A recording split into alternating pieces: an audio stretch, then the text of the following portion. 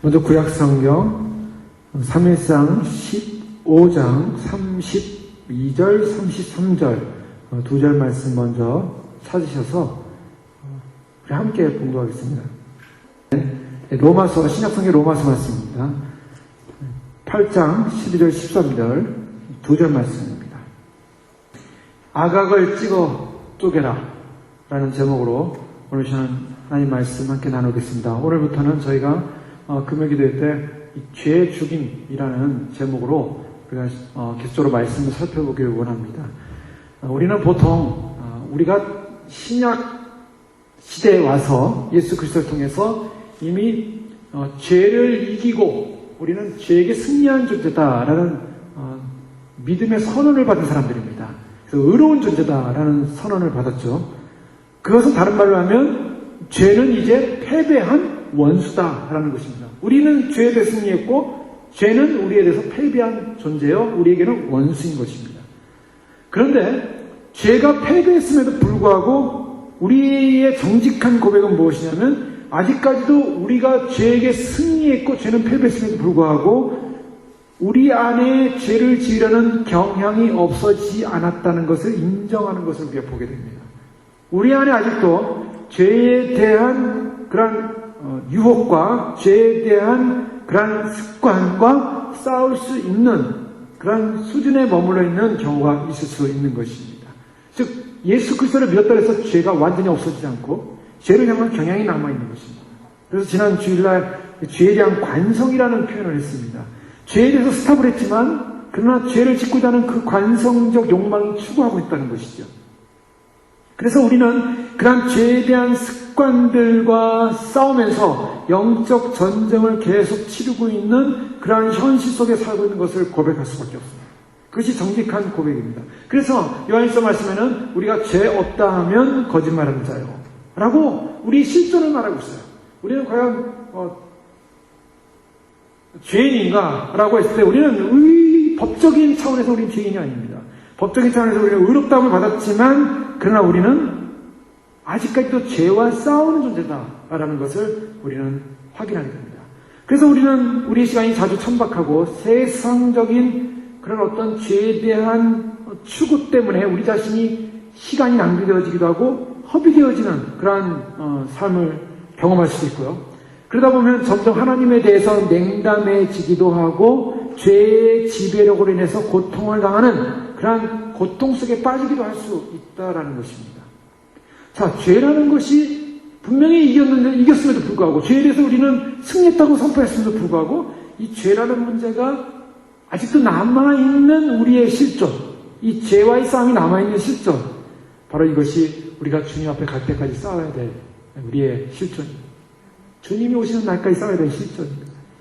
그렇다면 우리는 어떻게 이 죄와의 싸움을 해야만 하는 것인가? 그 부분을 오늘 좀 살펴보기 원합니다. 사무엘상 15장 말씀은 사무엘이 사울을 이제 왕으로 기름을 부었고 하나님의 명령을 따라 기름을 붓지 않았습니까? 그래서 사울이 여러 가지 이스라엘의 진정한 이제 첫 초대 왕이 돼서 이스라엘의 평화를 위해서 주변 국가와 족속들과 싸우게 됩니다. 그래서 14장 47절의 말씀에 보면 사울이 이스라엘 왕위에 오른 후에 사방에 있는 모든 대적 곧 모압과 암몬 자손과 에돔과 소바의 왕들과 블레셋 사람들을 쳤는데 향하는 곳마다 이겼다라고 말하고 있습니다. 그리고 48절에 보면 용감하게 아말렉 사람들을 치고 이스라엘의 그 약탈한 자들의 손에서 건졌더라라는 표현을 하고 있습니다. 여기 말씀에 보면은 용감하게 아말렉 사람들을 쳤다라는 이 표현을 통해서 약간 특이한 모습을 발견하게 됩니다. 왜냐하면 다른 에돔, 소바, 모압, 암몬, 블레셋 사람들을 쳤다라는 부분하고 다르게 아말렉은 용감하게 쳤다라고 말하고 있습니다.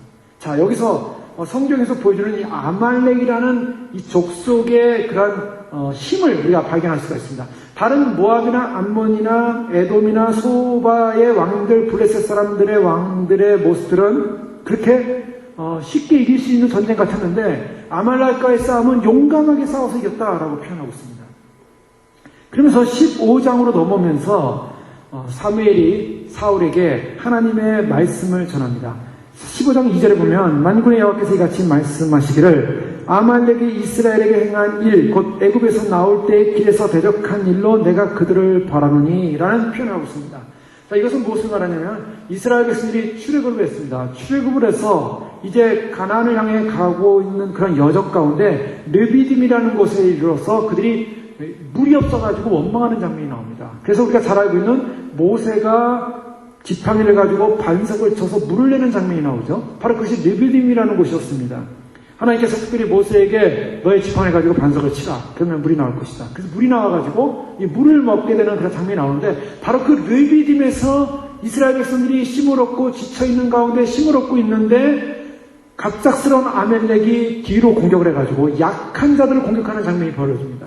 그래서 갑자기 전쟁이 일어나가지고 모세가 아말렉과 전쟁을 하는데 여호수아를 내보내면서 전쟁하라고 합니다. 그리고 모세는 나는 높은 산에 올라가서 손을 들고 있겠다 라고 하면서 손을 들고 있으니까 이스라엘이 여호수아가 아말렉을 물리치기 시작했고 팔이 아파서 손을 내리니까 아말렉에서 이스라엘이 지기 시작하는 겁니다.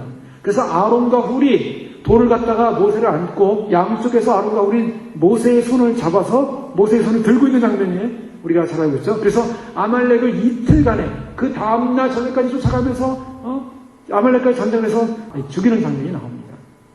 바로 그 사건 때문에 하나님께서는 모세에게 무엇을 명령하고 있냐면 모세에게 그 앞으로 너희가 가나안 땅에 들어가게 되면 내가 저 아말렉 즉 가나안의 여정을 가는 것에 방해했던 저 아말렉 사람을 완전히 전멸시킬 것이다. 도말시킬 것이다. 라고 신명기 25장 17절에서 하나님이 말씀하십니다. 근데 이 하나님이 말씀하시는 아말렉을 진멸하겠다는 이 말씀은 율법적 관계 속에서 이루어지는 말씀으로 해석할 수 있는 부분입니다. 신명기 25장 17절 이하의 말씀은 너희가 애굽에서 나오는 길에 아말렉이 네게 행한 일을 기억하라. 곧 그들이 하나님을 두려워하지 아니하고 너를 길에서 만나 너의 피곤함을 타서 내 뒤에 떨어진 약한 자들을 쳤느니라. 그러므로 내 하나님 여호와께서 내게 주어 기업을 얻게 하시는 땅에서 내 하나님 여호와께서 너로 사면에 있는 모든 대적을 벗어나게 하시고 내게 안식을 주실 때에 너는 아말렉의 이름을 천하에서 도말할지니 너는 잊지 말지니라. 자, 모세에게 하나님께서 주신 약속이 뭐냐면 아말렉을 도말할지니 너는 잊지 말지니라 라고 하나님께서 아예 그냥 이것은 정확하게 하나님의 모세에게 언약을 해주신 것입니다. 아말렉을 도말할 것이다. 자, 이와 같은 사건은 굉장히 중요한 사건이었습니다. 왜냐하면 이스라엘 백성이 믿음의 길을 행하고 있는 것을 방해한 사건은 하나님께서 인정할 수 없다는 것을 1차적으로 볼 수 있는데요. 그런데 이 아말렉은 어떤 존재들이었습니까? 이 아말렉은 그 처음 출발 자체가 에서의 자식으로부터, 에서의 자손으로부터 시작합니다. 에서의 아들인 엘리바스와 그의 첫 딥나를 통해서 낳은 아들이 아말렉이었는데요. 이 아말렉은 이스라엘을 계속 괴롭혔던 그러한 족속이었습니다. 그래서 그가 신명기 25장 18절에 보면 너희는 애굽에서 나오는 길에 아말렉에게 행한 일을 기억하라 하면서 이 아말렉이 얼마나 이스라엘을 힘들게 했냐면 하나님께서 아말렉을 완전히 진멸시키겠다라고 언약과 약속을 줄 정도였습니다.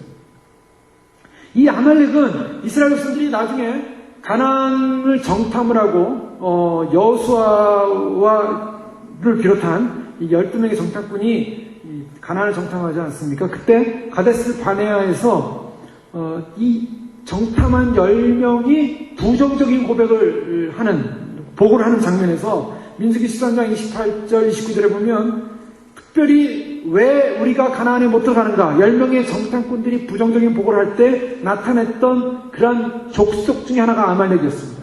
그러나 그 땅 거민은 강하고 성읍은 견고하고 힘이 클 뿐 아니라 거기서 아낙 자손을 보았으며 아말렉인은 남방 땅에 거하고 해진 여부스인 아모리인은 산지에 거하고 가나안인은 해변과 요단가에 거하더이다. 즉 가나안을 정탐을 했는데 바로 남방 땅에 거하던 아말렉 사람을 보고 이들은 마음에 큰 위축이 됐던 것이죠. 이 아말렉 사람들이 얼마나 이스라엘을 괴롭혔냐면 발락 왕이 발람이라는 이 타락된 선지자를 통해서 이 모압의 발락이 이스라엘을 저주하는 장면이 나옵니다. 그 장면이 나오는데 이 발람이 처음에는 거절했다가 나중에는 허락을 해죠. 그래서 이스라엘을 저주하기 위해서 3번 저주를 하려고 입을 열었는데 다 축복이 나왔습니다. 그래서 하나님께서 타락한 발람을 통해서 이스라엘 축복하는 장면이 나오는데 그때 이제 굉장히 유명한 예언들이 많이 나옵니다. 야곱의 자손에서 홀이 나오는데 이 홀이 영영할 것이다. 즉 뭐냐면 이스라엘 자손에서 이 통치자, 지도자가 나온다. 바로 메시아가 나온다는 예언도 발람이 하고요. 특별히 민수기 24장 20절에 보면 또 아말렉을 바라보며 노래를 지어 가로되 아말렉은 열국 중 으뜸이나. 자, 지금 발람 선지자가 모압 왕을 통해서 이스라엘을 저주하는 가운데 그가 축복하기 시작하죠. 이스라엘을 축복하고요. 오히려 이스라엘 주변에 있는 나라들을 저주하기 시작합니다. 세 번째 입을 열어서 그가 예언을 하기를 아말렉을 바라보며 노래를 지어 가로되 아말렉은 열국 중 으뜸이나 종말은 멸망에 이르리로다 라고 이 발람이 직접 하나님의 영에 의해서 이 아말렉의 종말을 예언하는 장면이 나옵니다. 아말렉은 열국 중 으뜸이나, 즉 당시에 이스라엘 주변에 있었던 많은 족속 중에 아말렉이 가장 강력한 족속이었다는 사실을 우리는 발견할 수 있습니다. 이 아말렉이 이스라엘을 그렇게 힘들게 했고 괴롭게 했고 또 이스라엘이 가나안을 가는 여정 속에 이스라엘과 전쟁이 있었고, 그래서 아말렉 하면은 이스라엘에서는 가장 큰 원수여 적이었습니다. 그런데 이스라엘이 이제 드디어 가나안에 정착을 했고 사사시대를 거치고 이제 이스라엘 초대 왕이 사울이 왕이 돼서 이제 드디어 신정국가에서 이제 왕이 세워지는 신의 대리권을 갖는 하나의 국가 형태를 만들었을 때 하나님께서 사울 왕에게 준 명령이 뭐였냐면 아말렉을 가서 치라는 것이었습니다. 왜 그랬습니까? 하나님이 이미 신명기에 모세에게 약속한 것이었습니다. 너희가 이제 너에게 지시한 그 땅으로 가서 안정을 하고 평안해지면 반드시 아말렉을 없애라. 바로 이와 같은 상황에서 아말렉을 쳐야 하는 명령을 받고 이 사울 왕이 아말렉을 치러 가게 됩니다. 아말렉을 치러 가는데요. 사람들을 모았더니 들라임에서 4절에 보면 보병이 20만 명이요 유다 사람이 10,000명이 모인 21만 명의 이 이스라엘 백성들을 데리고 아말렉을 공격하러 가는 것입니다. 아말렉이 얼마나 강력한 족속이었냐면 바로 21만 명, 오늘날도 보병 21만 명이면 굉장히 많은 숫자죠. 굉장히 많은 숫자 아니겠습니까? 한국의 군인들이 전체 한국군 다 합쳐서 60만 명이라는데요. 한국군의 3분의 1이 보병이 가서 그 조그만 나라에서 전쟁을 치르는 상황입니다. 자, 이런 상황에서 전쟁이 일어납니다. 전쟁이 일어나서 아말렉성이 일어나서 아말렉을 이제 치게 되는데요. 아말렉을 치는 과정에서 어떤 일이 일어났습니까? 자, 하나님께서 어떤 명령을 주냐면 아말렉을 치되 3절, 15장 3절에 보면 지금 가서 아말렉을 쳐서 그들의 모든 소유를 남기지 말고 진멸하되 남녀와 소아와 젖먹는 아이와 우양과 낙타와 나귀를 죽이라 하셨나이다. 자, 사무엘이 사울왕에게 어떤 말을 전해주냐면 모든 사람을, 모든 소유를 남기지 말고 진멸하고 소유를 남기지 말라. 두 번째, 남녀와 소와 어린아이, 젖먹는 아이까지, 그 다음에 우양, 낙타, 나귀를 전부 죽이라. 즉 모든 살아있는 생물 다 죽이고 또 거기 있는 모든 소유들을 전부 다 없애라는 것입니다. 자, 이것은 굉장히 강력한 하나님의 메시지였습니다. 그래서 사울왕은 내려가서 전쟁을 합니다. 그래서 아말렉 사람을 쳤다고 말하고 있고, 그런데 8절에 보니까 아말렉 사람 왕 아각을 사로잡고 칼날로 그의 모든 백성을 진멸하였을 때, 여기 특별히 이제 사울왕이 아말렉을 치는 과정에서 문제점이 하나 생긴다. 그것은 뭐냐면 아말렉 왕인 아각이라는 아말렉 왕을 사로잡았다라고 말하고 있습니다. 또 9절에 보니까 사울과 백성이 아각과 그의 양과 소의 가장 좋은 것 또는 기름진 것과 어린 양과 모든 좋은 것을 남기고 진멸하기를 즐겨 아니하고 가치 없고 하찮은 것은 진멸하니라. 여기서 어린 양과 모든 좋은 것을 남기고 진멸하기를 즐겨 아니했다. 이 성경에서 이렇게 표현하고 있죠. 자, 아말렉을 전부 다 진멸하라 그랬는데 사울왕이 왕을 일단 살려줬습니다. 그리고 또 좋은 짐승들, 양과 소의 가장 좋은 것들은 진멸하지 않고 가치 없는 것들만 죽입니다. 자, 여기서 이제 큰 문제가 생깁니다. 이것을 하나님이 보시고 하나님이 사울 왕을 이스라엘 왕 삼으심을 후회하시면서 사울 왕을 폐하기로 결정하신 사건이었습니다. 자, 사울 왕이 왜 초대왕으로 인정을 받았다가 쓰임을 받다가 왜 그가 버림을 당했는가? 왜 비참한 인생이 됐는가? 그것은 언약과 관련이 있어요. 하나님이 이미 신명기를 통해서 모세를 통하여 아말렉이라는 존재를 없앨 것을 결정하셨어요. 역사적 사건입니다. 그런데 바로 그 말씀을 사무엘을 통해서 사울 왕에게 그것을 위임했는데 사울 왕이 하나님의 말씀을 듣고 온전히 순종하지 않고 하나님의 말씀을 그냥 어느 정도 수용하고 어느 정도 수용하지 않았다는 데 문제가 있습니다. 자, 우리가 신앙생활하면서 가장 관심 있게 봐야 되고 가장 긴장해야 되는 부분이 바로 이 부분입니다. 사울왕이 왜 망했을까? 사울뿐만 아니라 사울의 모든 자손도 끊어져 버립니다. 하나님께서요, 아말렉을 진멸하라고 하는데 아말렉을 진멸하지 않은 결과가 그냥 자기한테 돌아왔어요. 이것은 굉장히 중요한 영적 원리입니다. 우리가 하나님의 말씀을 듣고 하나님의 말씀을 명령을 받고 하나님의 명령대로 순종하지 않으면은 그 순종하지 않은 대가가 누구에게 옵니까? 내가 순종하지 않음으로 말미암아 그 하나님의 징계가 자기한테 올 수 있다는 거죠. 영적인 법칙입니다, 이것이. 하나님께서 사울왕을 폐위시키기를 뿐만 아니라 사울의 모든 자손도 왕이 될 수 없게 만들어버리죠. 그러면서 사무엘을 보내는데요. 사무엘이 이 소식을 듣고 밤새도록 웁니다. 밤새도록 울면서 하나님께 기도합니다. 11절에 보니까 사무엘이 근심하여 온 밤을 여호와께 부르짖더라. 이스라엘에 드디어 초대 왕을 세워놨는데 이 왕이 하나님 말씀을 순종하지 않은 거예요. 그래서 슬퍼하고 울고 기도하면서 다시 그 다음날 이제 사무엘이 사울에게 가지 않습니까? 그랬더니 왜 말씀을 듣지 않습니까? 그랬더니 말씀을 다 들었다.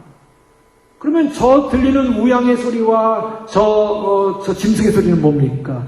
이거는 우리가 그 아말렉을 잡는 과정 속에서 백성들이 하나님 여호와께 제사를 하기 위해서 양과 소들 중에 가장 좋은 것을 남김이요 그 외의 것은 우리가 진멸하였나이다. 이렇게 말합니다. 남기고 진멸했다. 어떻게 보면은 굉장히 합당한 얘기 같아요. 하나님께서 다 진멸하라는 것 중에 좀 좋은 것 남겨가지고 하나님께 드리려고 했습니다. 좋은 얘기 같아요. 둘러대는 얘기죠. 사실은 즐겨하지 않았다라고 얘기하고 있습니다. 그러니까 사무엘이 사울에게 이르되 가만히 계시옵소서. 간밤에 여호와께서 내게 이르신 것을 왕에게 말하리라 하면서 뭐라고 말하냐면 이스라엘에서 왕 삼으신 것을 후회하시고 다 끊어버리겠다라고 말씀하십니다.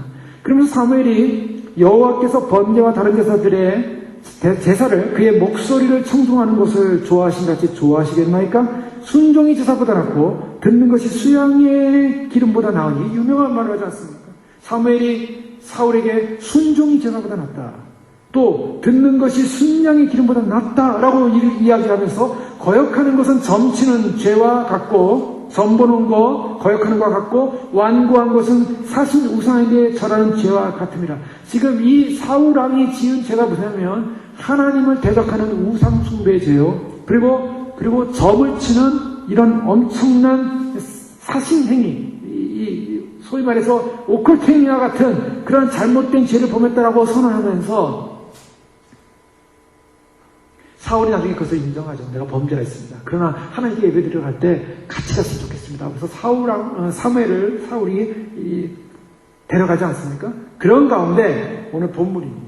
32절에 보면 사무엘이 이르되 너희는 아말렉 사람 왕 아각을 내게로 끌어오라.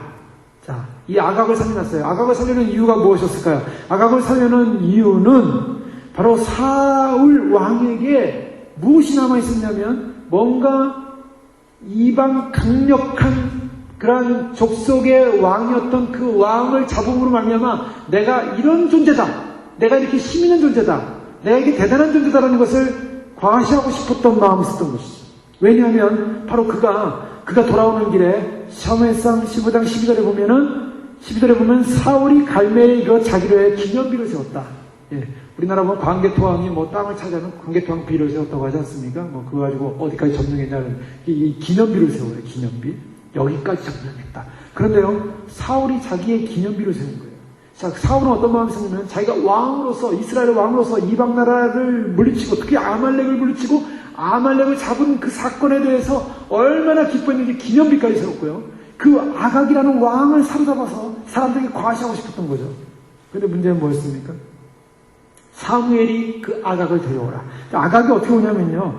32절 말씀 보면 아각이 이렇게 말합니다. 아각이 즐거이 오며 이르되 진실로 사망의 괴로움이 진났도다. 아각이 뭘 말하냐면 자기가 왕이지만 잡혔지만 죽지 않고 살아서 이 사울왕이 나를 살려줬구나. 너무나 즐겁다. 너무나 즐거워. 살아서 즐겁다. 예? 즐거이 오며 이르되 진실로 사망의 괴로움이 진났도다라는데 사무엘이 33절에 보니까 내 칼이 여인들에게 자식이 없게 하는 것 같이 즉 아말렉으로 말미암아 수많은 사람들이 이방 나라의 사람들이 수많은 사람들이 여인들이 죽으로 말미암아 그 다음에 자식대가 없게 만든 것처럼 여인 중에서 내 어미에게 자식이 없어. 내 어미에게 자식이 없다는 것은 바로 아각 자신을 사무엘이 죽이겠다는 것이었습니다. 그래서 그가 길갈에서 여호와 앞에서 아각을 찍어 쪼개니라. 누가 그랬습니까? 사무엘 선지자가 아각을 직접 찍어서 쪼갰다라고 말하고 있습니다. 그래서 오늘 제목이 아각을 찍어 쪼개라입니다.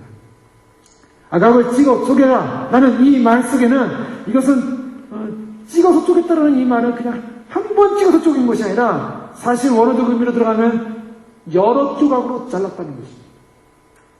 지금 무엇을 말하냐면 이것은 하나님께서 어떻게 이렇게 무섭게 할 수 있는가? 하나님이 무자비한 분이 아닌가? 사람이 이렇게 생각할 수도 있어요. 그러니까 하나님이 무자비한 문제가 아니라 무엄한 죄에 대한 하나님의 거룩한 분노를 보여주는 하나님의 진노의 표현인 것입니다. 죄에 대한 하나님의 진노의 표현. 아각을요, 토막을 내버렸어요. 사무엘이. 자, 사울과는 달리 사무엘은 하나님의 명령을 어떻게 이행했습니까? 아각을 토막을 내면서 완전히 쪼개버렸어요. 그런데 사울은 그것을 남겨뒀다는 것입니다. 이것이 바로 우리가 오늘 살펴봐야 될 바로 중요한 문제인 것입니다. 자, 이 아말렉 족속은 심볼리즘이라 그러죠. 이것은 상징주의입니다. 구약에서 보여주는 이 상징주의는 무엇을 말하고 있냐면 아말렉 족속은 죄를 상징하는 것입니다. 죄를 상징하는데 이스라엘 백성을 무너뜨리는 죄라는 이 요소, 이 죄라는 요소에 대해서 하나님이 어떻게 결정하고 있냐면 죄라는 요소는 절대로 살려둬서는 안 되는 부분이라는 것을 강력하게 말씀하고 있습니다. 죄라는 것은 어떠한 마음의 어떤 동정과 마음의 그 죄를 통해서 죄를 다스려가지고 죄를 어떻게 이용해야겠다는 어떤 죄에 대한 어떤 우리의 삶의 근거를 남겨서는 안 되는 부분을 표현하고 있는 것입니다. 이 죄라는 것은 쪼개지고 그리고 토막내지 않으면 다시 살아나서 계속해서 우리의 마음을 약탈하고 내락질하며 영적 힘을 잃게 만드는 것이 죄라는 것입니다. 사실은요, 아각이 죽고 아말렉 사람들이 400명이 도망가는데 이 400명이 다시 새로운 근거를 이루어가지고요, 나중에 사무엘상 30장 1절에서 5절에 보면 다윗과 그의 아내, 다윗의 아내들과 자식들이 아말렉 사람에 의해서 포로된 사건이 일어납니다. 사무엘상 30장 1절에 보면 다윗과 그의 사람들이 제3일에 시글락에 이를 때 아말렉 사람들이 이미 남방과 시글락을 침노했는데 그들이 시글락을 쳐서 불사르고 거기 있는 대소 여인들이 하나도 죽이지 아니하고 다 사로잡혀 끌고 갔습니다. 그래서 다윗과 그의 사람들이 성에 이르렀는데 성이 다 불탔고 아내와 자녀들이 다 사로잡혔고 다 약탈당했어요. 그래서 다윗이 쫓아가가지고 결국에는 다시 아말렉과 싸워서 다시 데려오는 사건이 일어나지 않습니까? 이 아말렉이라는 존재가 어떤 존재냐면 이 아말렉이라는 존재가 아주 끝없이 이스라엘을 괴롭히는 존재예요. 또 이 죄라는 아말렉이라는 하나의 요소를 뿌리 뽑지 못하니까 계속으로 이스라엘을 공격하는 요소로 남아있더라는 것입니다. 자, 이것은 무엇을 말하냐면 우리가 주님 오심을 준비하면서 주의 나라를 소망하면서 우리의 실존이 무엇인가? 우리가 예수 그리스도를 믿고 의롭다 칭함을 받았고 우리는 죄에 대해서 이미 승리한 존재라는 선포를 하고 있습니다. 죄는 우리에게 패배한 원수였습니다. 그럼에도 불구하고 죄에 대한 우리의 성향, 죄로 말미암아 넘어지는 우리의 삶의 현장들, 아니면 죄에 대한 습관들, 죄에 대해서 우리는 어떻게 다뤄야 되는가? 성경에서는 죄에 대해서 죄를 어느 정도 포용하면서 살아라. 죄라는 것은 너희가 다룰 수 있는 것이다. 그러니까 죄가 우리 안에 있어도 우리가 구원받을 수 있는 거니까 죄는 어느 정도 이렇게 내 안에 그냥 남아있어도 되는 거야. 라는 그런 죄에 대한 허용을 해서는 안 되는 부분을 성경은 분명히 말하고 있습니다. 바로 그것이 바로 아말렉을 통해서 보여주는 하나님의 메시지입니다. 골로새서 3장 5절에서 6절에 보면 그러므로 땅에 있는 지체를 죽이라 그랬습니다. 자, 어떻게 하라고요? 땅에 있는 지체를 죽이라. 땅에 있는 지체를 다스려라. 땅에 있는 지체를 봐줘라. 땅에 있는 지체를 살려라가 아닙니다. 땅에 있는 지체를 죽이라. 성경에서는 땅에 있는 지체를 죽이라는데 어떤 거냐면 죄의 목을 얘기하고 있어요. 죄의 목록이 뭐냐면 음란, 부정, 사욕, 악한 정욕, 탐심이니 탐심은 우상 숭배니라. 자, 사도 바울은 골로새 교회의 성도를 향해서 우리가 이 땅 가운데 갖고 있는 인간 안에 있는 본성적 죄성의 부분에 대해서 어떻게 말하고 있냐면 죽이라! 라고 말하고 있습니다. 그것이 우리의 목표입니다. 여러분, 우리 안에 있는 주님께서 이제는 우리 안에 있는 모든 아말렉을 다 패하고 없애고 어떤 동정도 주지 말고 그것을 다 없애야 된다는 명령을 받았는데 여러분 어떻게 하시겠습니까? 그 가운데는 우리가 내가 이것은 이 부분은 내가 다 포기할 수 없어. 이 부분은 내가 가지고 살 부분이야. 이 부분은 내가 허용하는 부분이 있습니까? 그 허용하는 부분 때문에 우리가 죽는다는 것입니다. 바로 이것을 말하고 있는 거예요. 이것들로 인하여 하나님의 진노가 임합니다. 바울은 분명히 말하고 있습니다. 땅에 있는 지체를 죽이지 않으면 하나님의 진노가 임한다는 것입니다. 누구에게 말하는 것입니까? 저 세상 사람들입니까? 예수님 안 믿는 사람들입니까? 주여 오시면 안 믿는 그냥 성도님들, 교회 다니는 분들 향해 말씀하시는 겁니까? 정말 주님을 맞이하기 원하고 주님을 기대하고 소망하는 우리들에게, 하나님 안에서 구원받은 예수 그리스도 안에 칭의받은 믿음의 백성들에게 주는 말씀입니다. 교회를 향한 말씀이에요. 교회 성도들, 바로 나를 향하여 주는 말씀입니다. 땅에 있는 지체를 죽이라. 그렇지 않으면 이것들로 인하여 하나님의 진노가 임하느니라. 우리는 죄를 살면서 제거하기를 구하면서도 부분적인 마음이나 냉담한 마음으로 우리가 순종하지 않는다면 아말렉 족속을 살린 것처럼, 아말렉 족속의 아가 왕을 살렸던 것처럼, 아말렉 족속의 수많은 좋은 우양과 여러 동물들을 살렸던 것처럼, 그러나 그 죄악들이 결국 예상치 못한 시간에 우리를 습격하게 된다는 것입니다. 그래서 사도 바울은 로마서로 넘어와서 이 죄의 문제를 다루면서요, 로마서 6장에서는 죄에 대한 승리를 선포하고 로마서 7장에서는 이 죄와의 계속적인 투쟁을 묘사한 다음에 로마서 8장에 와서는 죄에 대한 승리에 찬 생활을 선언합니다. 이 죄에 대한 승리에 찬 삶을 선언하면서 계속적으로 사도 바울이 로마서 통해서 말하고 있는 것은 바로 죄로 말미암아 죽는 문제냐, 아니면 죄로 말미암아 죽지 않고 하나님의 성령으로 말미암아 사는 문제냐, 이 문제를 계속 대비하면서 얘기하고 있다는 것입니다. 우리의 실존은 뭐냐면, 우리는 주님 오시는 그 시간까지 우리는 죄를 반드시 다스려야 되고, 다스릴 뿐만 아니라 우리는 죄에 대해서 완전히 죄를 죽여야 한다는 것입니다. 그래서 성경의 신학자 존 오웬 같은 분은 죄의 죽임에 관한 부분을 계속 강조했습니다. 죄가 예수님을 믿었던 사람에게 무슨 죄를 죽여야 할 문제가 어디 있습니까? 아닙니다. 예수님을 믿고 하나님의 사람으로서 주님의 오심을 소망하면서 주님의 거룩한 신부로서 예배하는 백성들에게 가장 강력하고 가장 중요한 문제가 있다면 죄의 문제를 우리는 다뤄야 되고, 죄의 문제를 우리는 죽여야 한다는 것입니다.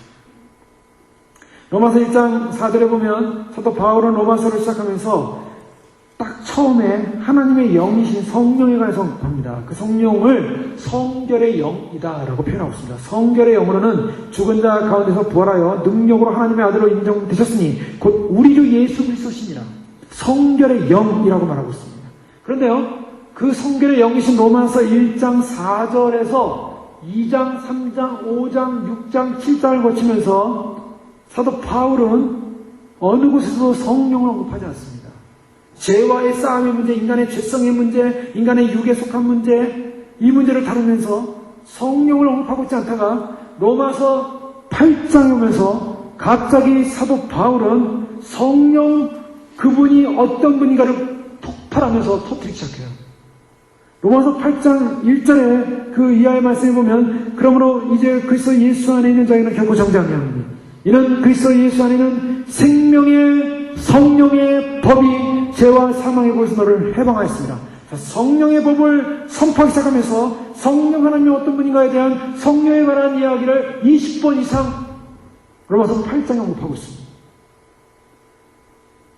성령님이 죄와 사망의 법에서 우리를 해방하였습니다라고 선포하면서 4장 4절 이하에 보면은 육신을 쫓아않고 그 영을 쫓아 행하는 우리에게 율법을 이루게 하려 하심이라. 성령을 따라서 율법을 이룰 수 있고, 율법이라는 것이 우리를 정죄했는데 정죄당하지 않고 이제 율법을 다스릴 수 있는, 율법을 행할 수 있는 존재가 누구부터 이루어지냐? 성령을 쫓아서 행하는 사람에게 이루어진다라고 말하고 있습니다. 즉 죄를 이긴다는 거예요.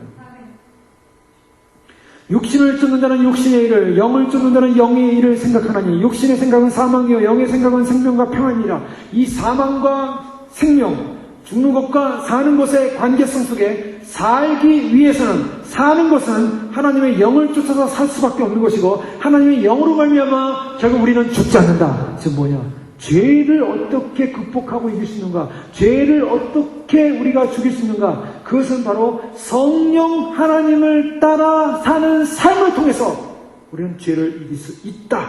또 죄를 죽일 수 있다라고 사도 바울은 정의하고 있는 것입니다. 영을 쫓아서 행하는 사람은 그 영으로 말미암아, 영의 생각을 말미암아 생명과 평안이 이루어진다.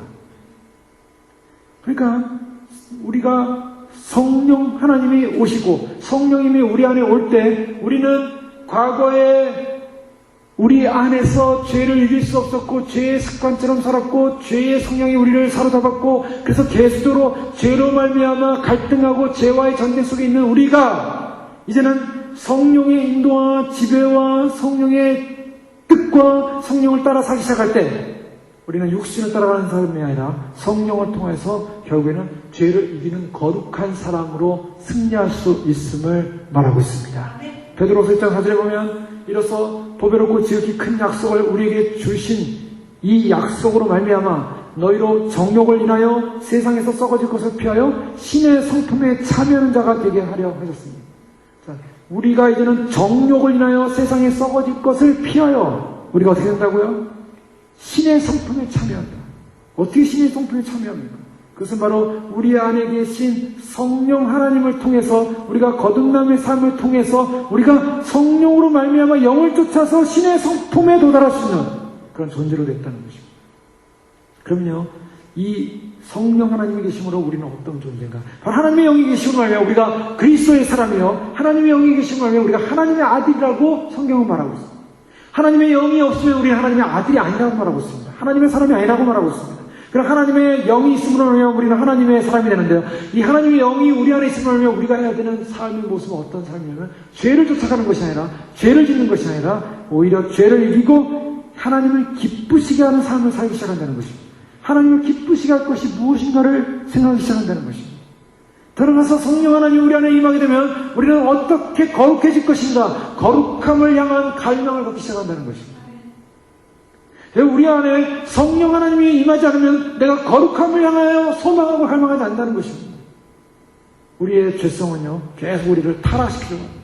우리를 자꾸 죄로 말미암아 무너뜨리려고 합니다. 그러나 성령으로 말미암아 성령님이 내 안에 계시고 성령님을 따라서 성령님을 쫓아서 성령님을 의지하면서 성령님을 따라 행할 때는 우리가 어떤 쪽으로 갈망해 가냐면 거룩함을 향하여 갈망한다는 거예요.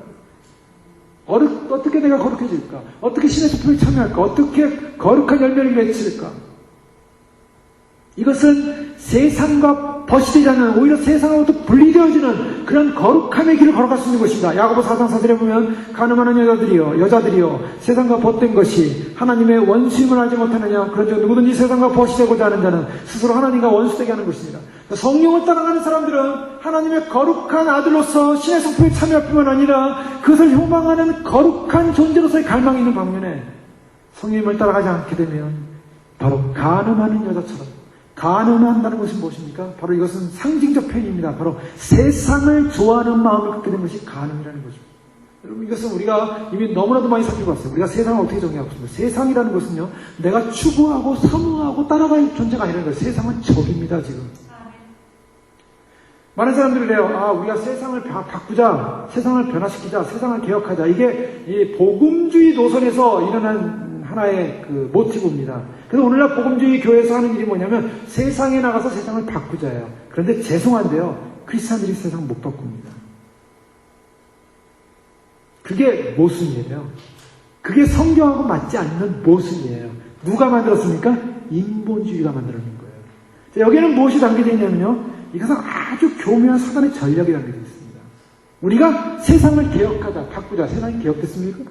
바뀌어졌습니까? 여러분 보시죠. 세상이 어떻게 되어가고 있나. 영의 눈으로 세상의 눈을 보기 시작하면 세상은 바뀌고 개혁된 것이 아니라 세상은 인간을 타락시키고 있어요. 이 싸이라는 한국 가수가 이번에 옥스포드에서 무슨 강의를 했대요. 자, 세상에 하류 문화라고 할 수 있어요. 어떻게 보면요. 하류 문화. 그냥 노래도 없는데 노래도 무슨 클래식도 아니고요. 그냥 이상한 춤추면서 동물 춤추면서 아주 그냥 여러 가지 선정적 모습을 하면서 춤을 추는 그것이 가장 아카데믹한 세상의 가장 문화와 학문과 교육의 상징으로 열려진 하나의 그런 샘플이었던 한 대학의 강단에서 얘기를 했다는 거예요. 왜요? 오늘날 포스트 모던은 그러니까 진리가 없어졌어요. 절대 진리가 없어졌어요. 사람들에게 인기 있고 사람들이 좋아하고 사람들에게 호응을 얻는 그것이 진리의 노선이 되어버린 거예요. 진리의 노선. 그러니까 진리라는 것이 상대화가 되어버리니까 그러니까 그냥 일반 가수도 가서 진리를 외치는 자처럼 자기의 간증을 할 수 있는 시대가 된 거예요. 학문이 없는 거예요. 거기는 사상이 없어졌어요. 이 땅이 이 세상 자체가 지금 어디를 향해 가고 있습니까?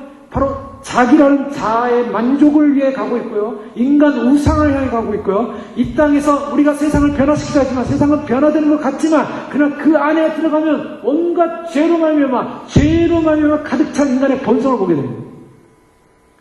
과연 2000년 기독교 역사상 기독교가 세상을 과연 바꿔놨는가? 인간의 본성을 바꿔놨는가? 아니요. 인간은 더 타락되어 있어요. 죄가 아니게 됐어요. 더 이상 죄라는 기준으로 사람들을 평가할 수 없는 그런 죄가 무너진 세상에 와 있어요. 진리가 무너진 세상에 와 있어요. 여러분, 그 복음주의 노선은 무엇을 말하냐면 우리가 세상을 변화시키자. 그래서 세상을 변화시켜서 그러면 세상 속으로 들어갑니다. 그 세상 속에 들어가서 우리가 세상을 변화시키자고 하지만 그러나 세상은 변화될 곳이 아니라 심판받을 대상입니다. 성경은 세상을 심판하신다고 했지 세상을 바꾼다고 하지 않았어요. 왜요? 그리스도의 나라가 아직 임하지 않았기 때문에. 진정한 변화, 진정한 파라다이스, 진정한 개혁을 하시려면 예수 그리스도가 오심으로 말미암아 예수님의 온전한 통치책에 들어가야만이 그때야만이 진정한 세상이 변화된 세상인 것입니다. 그 때문에 예수님의 오심을 기다린다는 것은 우리가 진정한 세상의 변화를 기다리는 거예요. 진정한 의의 백성들이 모여서 거룩한 백성들이 모여서 진정한 왕의 통치의 질서 안에서 온전한 죄가 없는 천년 왕국의 질서 안에 들어가는 것이 진정한 세상의 변화입니다. 그 진정한 세상의 변화를 바꾸고자 사람들은 어떻게 했습니까? 예수 그리스도의 오심을 제껴버리고 인간이 바꿔보자, 인간이 만들어보자. 그래서 인간이 문화를 변화시키자. 문화관이라는 것이 들어왔어요. 세계관이라는 것이 들어왔어요. 그래서 오늘날 기독교의 가장 중요한 저변에는 뭐가 깔리냐면 문화관이 깔려있어요. 이 문화관은 뭐냐면 마치 땅을 정복하고 다스리라는 이 말을 가지고 하나님께서 우리에게 이 땅을 정복하고 다스리라고 했다. 그때 우리는 이 땅을 정복하고 다스려야 된다. 모든 문화, 정치, 경제 영역, 모든 음악, 모든 영화, 모든 것을 다 다스리고 우리가 그리스도의 나라가 오게 하자. 그리스도의 나라가 오게 하자. 무차별주의입니다. 그리스도의 나라가 오기 전까지는 예수 그리스도를 재림하지 않아요. 왜요? 이 땅에 우리가 그리스도가 다스리는 통치하는 그런 의로운 그런 통치 체계를 이룰 수 있는 그런 크리스찬 문화, 크리스찬 사회, 크리스찬 사상, 크리스찬 세계를 다 만들어 놓고 난 다음에 온 세계가 다 변화된 다음에 그래서야 그리스도가 오셔서 내가 그리스도의 이름으로 통치한다. 물론 그리스도가 현현하지 않고 영적으로 말씀으로 진리로 교회를 통하여 그렇게 다스려졌기 때문에 그리스도께서 오시면 그때는 그 문화적 왕으로서 이 모든 땅의 우주적 주권자의 왕으로서 통치하는 시대가 바로 주님이 오셔서 실현되는 것이다. 우리가 그것을 위해서 실현해야 된다. 그래서 무천년들은 바로 문화관이에요. 그것이 그리스도의 재림을 버렸어요. 무천년주의자들한테 오늘날 대부분의 신학자들, 대부분의 신학은 다 무천년주의자 되어버렸어요. 뭐 미국의 신학, 영국의 신학, 무슨 신학 다 무천년주의예요. 무천년주의로 왔습니다. 무천년주의는 다 상징화인데요. 이 무천년주의의 개념은 바로 우리가 이 땅을 다 정복하고 주님이 하나님이 만든 이 세계를 다 정복하고 크리스찬화 시켜놔야 그리스도가 오신다는 거예요. 예수님은 안 오십니다. 절대로 그들은 재림을 믿지 않아요.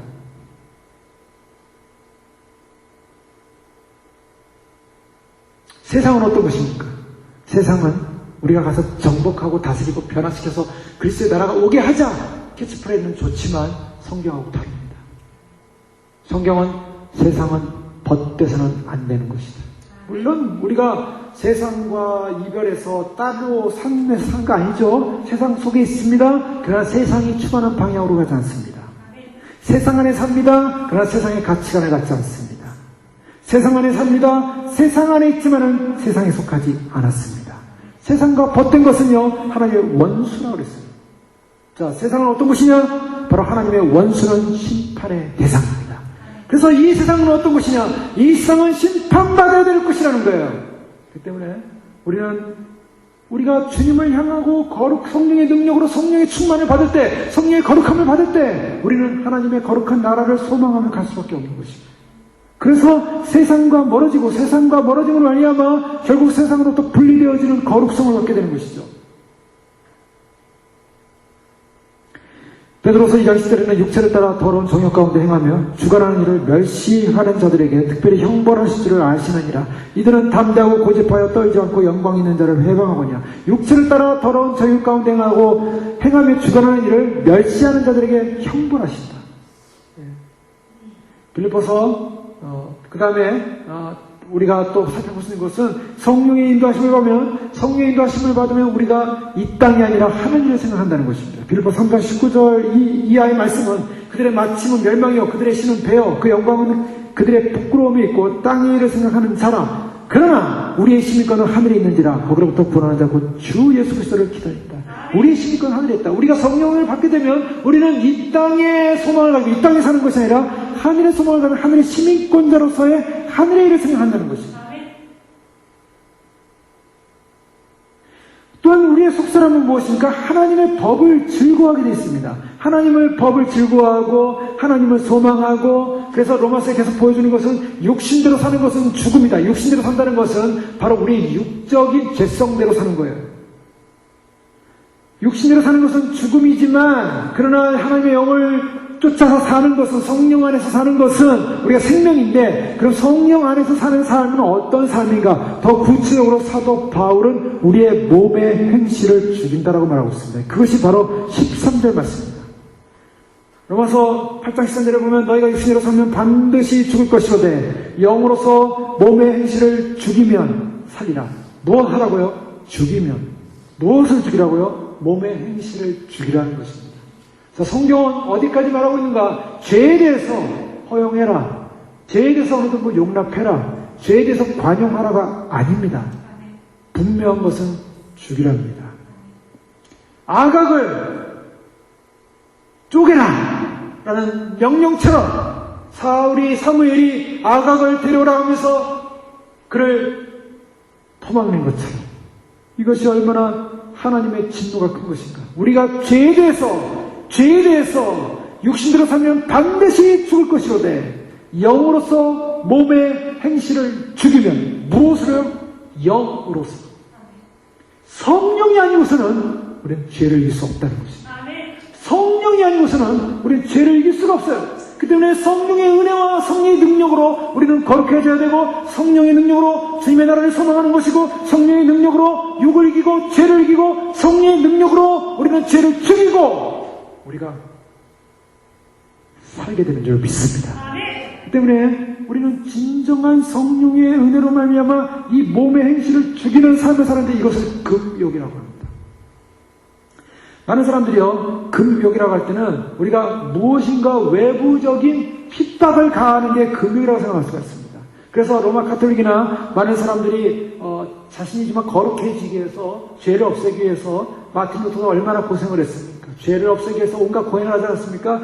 계단을 그가 무릎으로 올라갔다 내려갔다 하면서 고행을 하고 죄를 씻기 위해서 얼마나 많은 죄를 씻게 하는 행위들을 합니까?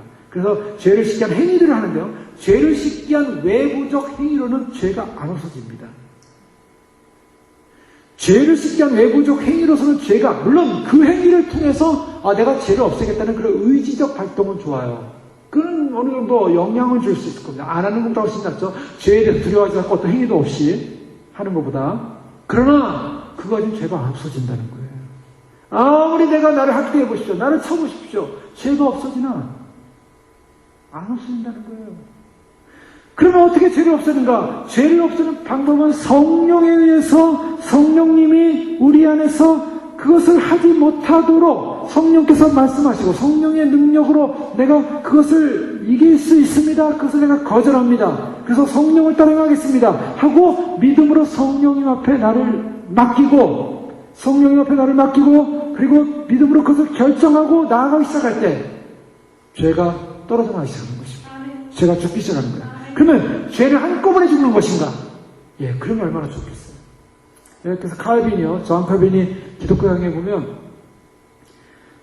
당시에 이단들 가운데, 존 칼빈이 이신칭의를 얘기하니까, 로마 카톨릭에서 무슨 얘기를 했냐면, 이신칭의를 얘기함으로 말하면, 그러면, 더 이상 죄에 대해서도 갈등할 필요가 없고, 회개할 필요도 없지 않느냐? 아니요, 칼빈은 그런 얘기를 했어요. 죄에 대해서 회개할 필요가 없는 게 아니라 회개해야 한다고 얘기하고 있어요. 그래서 끝까지 회개해야 되는데요. 끊임없는 회개를 통해서 내가 죄의 용서를 받아야 된다.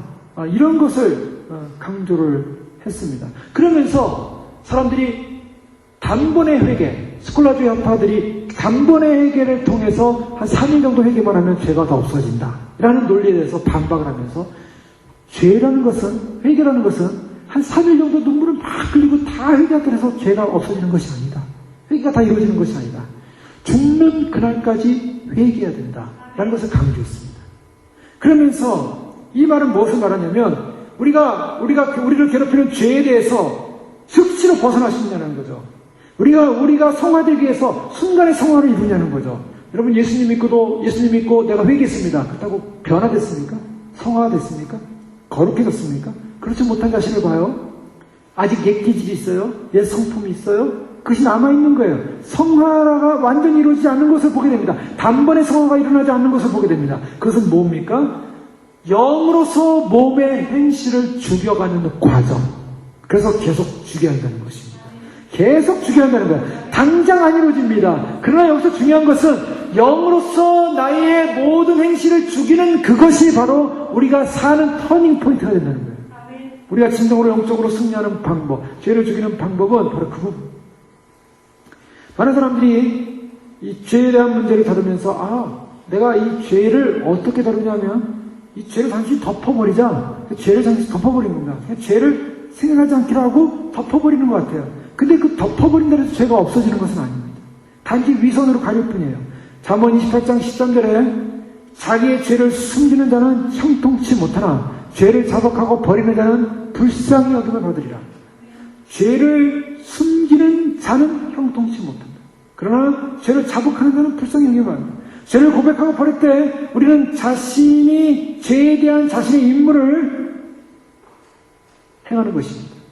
우리가 죄를 고백하고 버리지 않을 때까지는 우리의 임무를 수행하지 않는 거예요.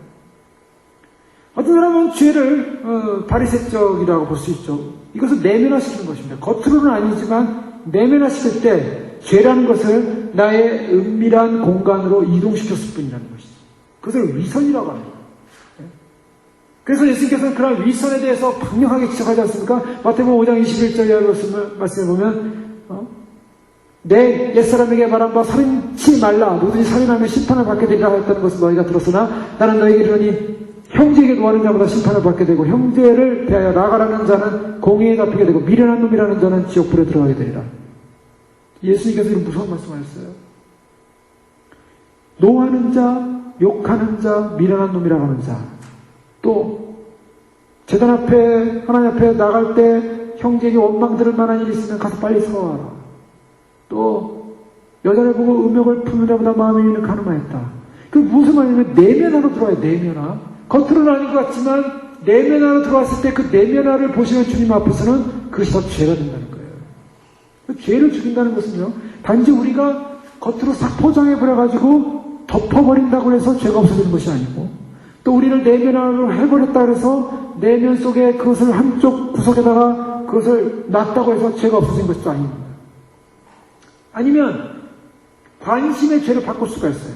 젊었을 때 방탕했던 사람이 점점 나이가 들수록 방탕하는 것이 없어집니다. 나는 죄를 안 짓는 존재가 됐나 보다. 아니요. 방탕이 뭐로 바뀌냐면 탐심으로 바뀔 수가 있어요. 명예욕으로 바뀔 수가 있어요. 사람들이 세월이 가고 나이가 들어가고 삶의 환경이 바뀔수록 욕망이 추구하는 바가 바뀌었을 뿐이에요. 그렇다고 해서 내가 이 죄를 안 짓고 이 죄를 지음으로 말미암아 내가 이 죄에 대해서 자유한 것이냐? 그렇지 않습니다. 그 죄성 자체가 갖고 있는 건 동일한 거예요.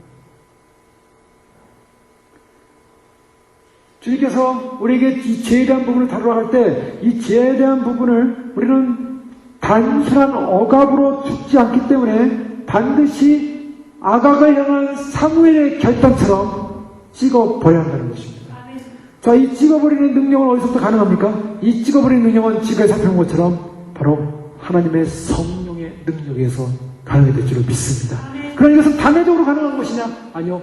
계속적인 성령의 역사를 따라 살 때 가능한 것입니다.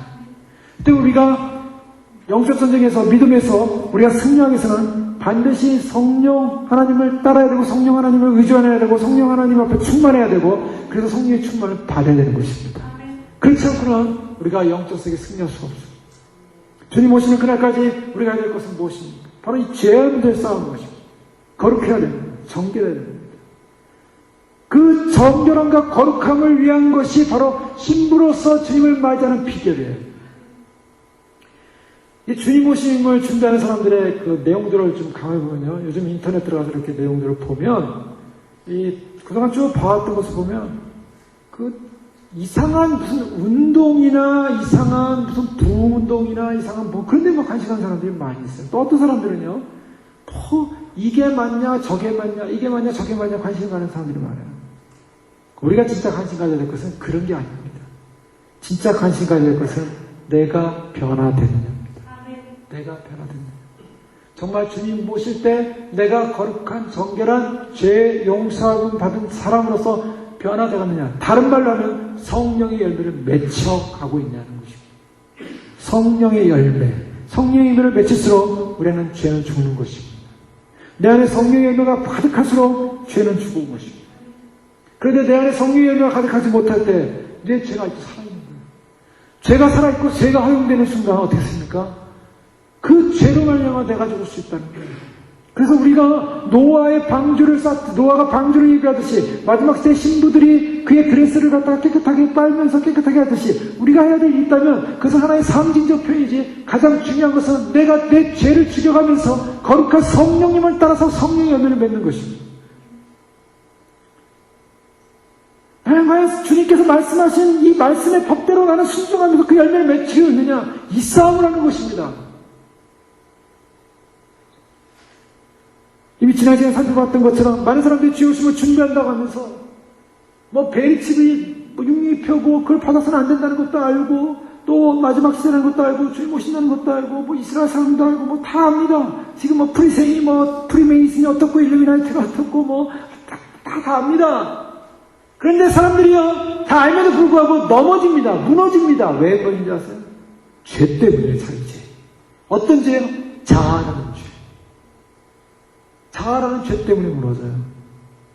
자존심, 자기 포기하지 못함, 자기 겸손하지 못함, 성령의 열매로 사랑, 희락, 화평, 오래 참음, 자비, 양성, 충성, 온유, 절제. 이거 하나 열매 못 미치고 있어요. 사랑은 언제나 오래 참고 오래 참지 않아요. 언제나 온유하며 시기하지 않으며 다 무너져요. 거기서 무슨 의미입니까? 여러분 예수님 오신다는 사실을 안다는 것은 우리가 엄청난 축복의 기회입니다. 그러나 그것을 안다고 해서 주님을 맞이하지 않는다는 것입니다. 우리는 반드시 주님께서 말씀하신 그 말씀의 열매를 맺히기 위해서 가야 한다는 것입니다. 그러나 다 맺혔냐는 거죠. 누가 다 맺혔겠습니까? 누가 더 완성하겠습니까? 사랑의 열매를 누가 다 맺혔겠습니까? 나는 사랑의 열매를 다 맺혔습니다라고 하는 것은 거짓입니다. 주님께 대한 나의 사랑이 얼마나 맺혔습니까? 사랑의 본질은 주님께 대한 사랑이에요. 주님께 대한 사랑, 하나님 사랑, 이웃 사랑인데요. 하나님에 대한 사랑이 있어야 이웃도 사랑하는 거예요. 근데 그 하나님께 대한 사랑 얼마나 맺혔습니까? 사랑이라는 것이 그 말 한마디 단어 속에 무엇이 담겨져 있을까? 수많은 사랑이 담겨져 있어요. 그러기 위해서 우리는 주님 앞에서 우리 자신이 성령을 따라 행해야 되는데요. 성령을 따라 행하기 위해서 우리가 해야 될 몇 가지가 있습니다. 그 몇 가지를 좀 살펴보기 원하는데 첫 번째로 우리가 성령의 충만을 따라 행하기 위해서 해야 될 일 가운데 육신의 정욕의 문제를 제어하라고 베드로는 말하고 있습니다. 베드로서 2장 11절에 보면 사랑하는 자들아 나그네 행같이 너희를 권하노니 행같은 너희를 권하노니 영혼을 거슬러 싸우는 육체의 정욕을 제어하라. 정욕에 빠진 것을 멈추라는 것입니다. 삼가라는 것입니다. 우리는 정욕에 빠질 권리가 없다는 것입니다. 즉시 벗어버리라는 것입니다. 그래서 우리가 하나님 내가 정욕에 빠지지 않게 해주십시오라고 기도하지 말고요. 정욕을 버리라는 거예요. 이것은 죄 짓는 것, 죄에 대한 욕망, 정욕에 대한 욕망을 포기하는 것입니다. 그만두라는 것입니다. 많은 분들이 하나님 내가 약해, 죄를 짓습니다. 죄를 짓습니다. 용서해 주세요. 죄를 이기게 해주세요. 사실은요, 죄를 이기게 해 기도할 필요가 없다는 거예요. 베드로 들고 사도 바울도 그래요. 사도 바울도 에베소서 보면은 더 이상 거짓말하는 사람은 거짓말하지 말고 도둑질하는 사람은 도둑질하지 말고 뭘 말합니까? 기도하지 말라는 거예요. 그거 가지고 주님 죄 안 짓게 해줘야 죄 안 짓게 해서 이렇게 기도하지 말라는 거예요. 죄 짓지 말라는 거예요. 죄는 어떤 것입니까? 우리가 볼 때 죄는 내가 능력이 없어 죄에 끌려가요. 그러니 제가 끌려가고 있으니 주님 도와주세요가 아니에요. 끌려가지 말라는 것입니다. 끊어버리라는 것입니다. 이것은요, 우리가 해야 될 일이에요. 우리가 칼을 들고 아각을 쪼개듯이 죄를 잘라버려야 되는 것입니다. 그것이 성령을 따라가는 첫 번째 비결입니다. 우리가 성령을 따라가기 위해서 한쪽으로는 성령을 따라간다고 하고 한쪽으로는 죄의 욕망을 따라가는 거예요. 그리고 죄를 안 끊어버려요. 왜요? 그것이 나를 기쁘게 하는 거니까. 나를 만족시키니까. 나에게 쾌감을 주는 거니까. 나에게 즐거움을 주는 거니까. 그래서 그거를 끊어버리지 않고 그러면서 주님 나는 주님을 따라가겠습니다. 저 죄 좀 쫓게 해주세요. 저거 나쁜 거니까 저거 없애게 해주세요. 아니에요. 그러고 죄는 끊어버리라는 것입니다. 바로 그것이 육신의 정욕을 제어하라. 두 번째로 육신의 일을 도모하지 말라는 것이 육신의 일을 도모하지 말라. 자, 우리가 성령 충만을 추구합니다. 성령님을 통해서 죄를 이길 수 있다고 얘기합니다. 그런데요, 그러면서 우리는 육신의 일을 도모하는 거예요. 성령 충만 주시옵소서 기도합니다. 그래놓고 우리는 눈 뜨고 육신의 일을 도모해요. 충만을 가지고. 무슨 일? 먹는 일, 입는 일, 사는 일. 내가 눈 뜨고 하는 일은 나를 만족시키기 위해서만 살아. 나를 만족시키기 위해서. 주여 성령 충만 주시옵소서 죄를 이기게 주시옵소서 하고서 나는 내가 좋아하는 육신의 일을 도모하는 거예요. 성령 충만으로 죄가 이겨지지가 않아요. 왜요? 내가 육신의 일을 도모하고 있기 때문에. 더 쉬운 예를 들면요. 어떤 사람은 예를 들면 탕을 좋아하는 사람이 있다고 생각합시다. 그러면 먹는 거를 참지 못하는 사람이 있어요. 제가 예전에 그분은 먹는 걸 참지 못한대요. 이거 먹는 거 보면 참지 못한대. 그렇게 계속 드세요? 왜냐면 먹는 거 보면 참지 못하는 거예요. 자, 식당 가서 싸울 때는 어떡합니까? 인스턴트 식품을 보고 사지 말아야 되는 거죠. 내가 이것을 먹어야겠다는 욕망을 끊어야 되죠. 싸우고 있다면. 그 싸움이 아니라고 생각하면 상관없어요. 그러나 그 싸우고 있다면 안 해야 하는 거예요. 어떤 분들은 무엇을 사는 걸 좋아해요. 예? 그런 분들 가끔 있지 않습니까? 무엇을 사요. 어느 정도냐면 스트레스 받거나 뭐가 되면 가서 뭘 사야 돼요. 어떤 걸 옷을 산다고 해봅시다. 어떤 걸 옷을 사는데 근데 막 그 옷을 사요. 옷을 사는데 옷에 있는 그 레벨지 하나도 안 띄고 너무 많이 사가지고 그대로 쌓았다가 나중에 그걸 감당을 못하는 거예요. 그래서 다 나눠주기도 하고 주기도 해요. 그런데 그분은 가서 그것을 끊지 못하는 거예요. 사는 거예요. 주님의 말씀을 듣기도 하고 하나님을 사모하기도 하지만 자기의 성경은 어디로 가고 있냐면 자기가 즐거워하는 것을 향해 가고 있어요. 여러분 이것이 우리 안에 들어있는 여러 가지 실제적인 그냥 하나 예를 든 사건들이지만 우리가 죄를 끊지 못하는 부분에 있어서 바로 이런 부분이 있다는 거예요. 주님 앞에 거룩한 삶을 살기 원합니다. 영적인 삶을 살기 원합니다. 성령으로 충만하기 원합니다. 죄를 끊기 원합니다. 그 모든 사람이 어딨어요? 크리스찬들이. 그런데 주여 내가 주님 뜻대로 살고 성령 충만한 삶을 살겠습니다라고 고백해놓고 자기는 자기가 좋아하는 것 절대 끊지 않고 그 일을 하고 있는 거예요. 그것이 탈명이라는 것도 알아요. 그것이 사치라는 것도 알아요. 그것이 잘못됐다는 것도 알아요. 그런데 안 끊어요. 왜요? 사울이기 때문에. 나는 아각을 좋아해. 나는 내 명예를 높여가야 돼. 나는 기념비도 하나 세워놔야 돼. 하나님 주님 보실 때 내가 좀 이렇게 이런 거 좀 갖고 있으면은 주님께 영광이 좀 되지 않겠습니까? 주님을 위해서 다 한 거예요. 주님. 누굴 위해서 했어요? 자기를 위해서 했어요, 사실. 근데 주님을 위해서 했다고 핑계라는 거예요. 누가 뭐라 그러면 주님을 위해서 했다고 해야지. 그렇습니까? 자기 정욕 때문에, 탐욕 때문에 이끌린 바 된 사건이었어요. 이 세계의 사랑, 안목의 정욕, 육신의 자랑. 자, 무엇을 말하고 있습니까? 우리가 진정으로 성령의 충만을 받고 성령으로 말미암아 죄를 끊기 위해서는 사지 말고 실족하고 싶지 않다면 미끄러운 곳에 가지 말라는 것입니다. 미끄러운 것을 끊어버리라는 것입니다. 자, 이것이 본질적으로 우리 마음에 결정되지 않는 이상은요, 성령 충만을 구하는 것, 성령 충만을 구하고 주님 오심을 구하고 주님 나라를 구하는 것 아무 소용 없습니다. 내가 이 세상에 속해 있고, 이 세상 정욕에 속해 있고, 육신의 일에 속해 있고, 육신의 것을 도모하고 있고,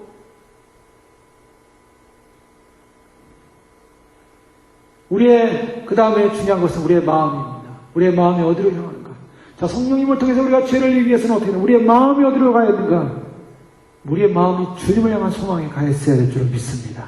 주를 향하여 이 소망을 가진 자마다 그의 깨끗하신 같이 자기를 깨끗하게 하느니라. 자기가 깨끗해지기 위해서는요, 거룩해지기 위해서는요, 어떤 소망?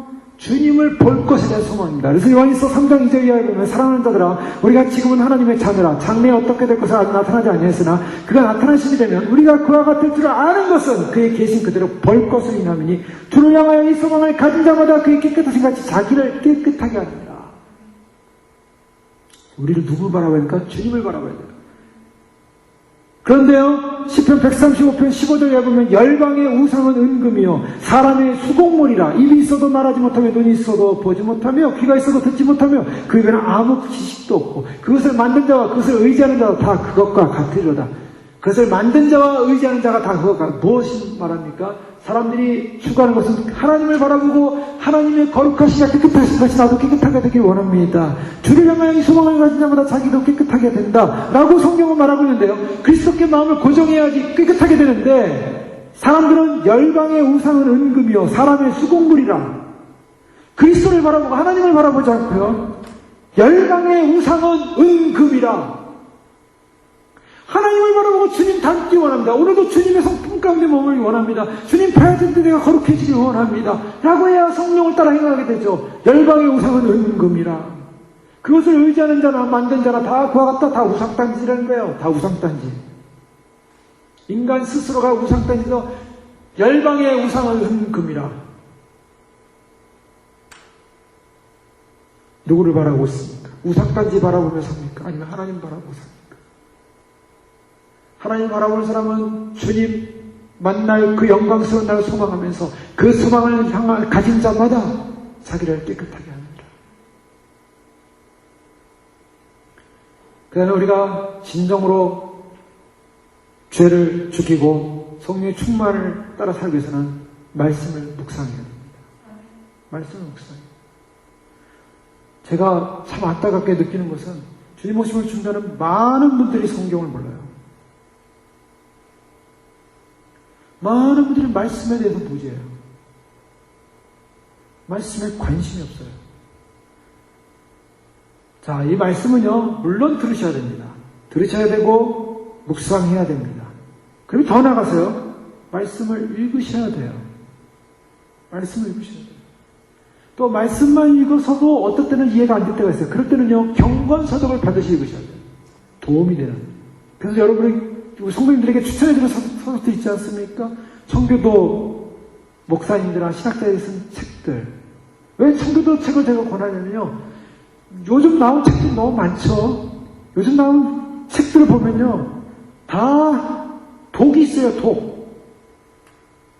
분별하지 못하면, 이게 어디서부터 사상인지 분별하지 못하면 유명하다고 해서 읽으면요, 다 독을 먹게 돼 있어요. 그래서 추천하지 않습니다. 별로. 요즘 나온 책들을, 다 요즘 나온 책들이죠. 근데 요즘 나온 책들 저자가 언제뿐이냐는 거죠. 청교도들이 가졌던 신앙은요, 정말 하나님의 말씀 그대로 살고자 하는 신학이었어요. 대부분 신학이 조금 발전하지 못했어요. 그러나 그들은 성경 그대로 믿고 성경 그대로 살았고 성경 그대로 정리했어요. 바로 그 부분입니다. 그런 것들이 도움이 돼요. 청교도자들은 철저한 칼빈주의자들이었어요. 철저한 칼빈주의자들의 말에서 무엇이 나옵니까? 예수 한 번 믿으면 다 구원받는 사람 아무도 없어요. 청교도 목사님들, 신학자들 예수 한 번 믿으면 구원받는다고 말하는 사람 아무도 없어요. 철저한 칼빈주의자들이에요. 예수 믿어도 거룩하지 않고 회개하지 않으면 지옥불에 다 떨어진다고 말하고 있어요. 조세 온라인을 보세요. 그 목사님이 말하는 근거가 뭐예요? 여러분의 회개는 다 가짜다. 진정으로 회개했다면 변화되어야 된다. 바로 이것이에요.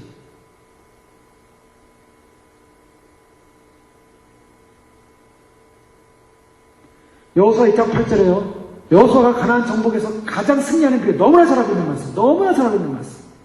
여호수아 가나안 전쟁에서 승리할 수 있는 비결이 뭐냐면 율법책을 내 입에서 떠나지 말게 하며 주야의 것을 묵상하여 그 가운데 기록한 대로 다 집행하라. 그리하면 내 길이 평탄하게 될 것이라 내가 형통하리라. 무엇을 말하고 있습니까? 무슨 주문 외우듯이 성경을 외우려면 인생 다 잘 될 거라가 아니에요. 영적 전쟁에서 적들이 물러간다는 거예요. 율법책을 내 입에서 떠나지 말게 하고 주야의 것을 묵상하는 거예요. 그것을 주야로 묵상하라. 그것을 읽으라. 그것을 요한복음 10장 10절에 진리로 거룩하게 하옵소서. 아버지의 말씀을 진리니이다. 진리니이다. 그래서 하나님 말씀을 대하듯이 하나님 말씀을 묵상하시면 여러분 하나님 말씀을 제가 읽기 시작하면서요. 이 안에 말씀이 그냥 말씀이 아니라 이것이 내가 이루어야 될 말씀이라고 바라보면서 읽기 시작할 때 이 말씀을 통해서 내가 정화가 일어나고 변화가 일어나고 죄를 발견하게 되고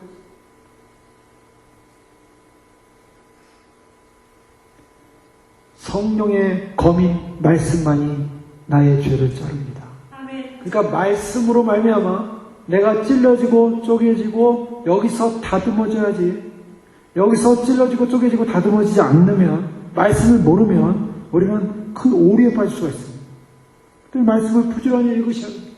말씀을 읽으시고 묵상하고 또 말씀뿐만이 아니라 그런 말씀을 중심으로 했던 그러한 거룩한 경건한 분들의 말씀의 책들을 통해서 우리가 묵상돼야 돼요. 또 쉬지 말고 기도하라. 주님이 오실 때 가까운데 언제 아닙니다. 주님 오실 때까지 우리는 그 일을 해야 돼요.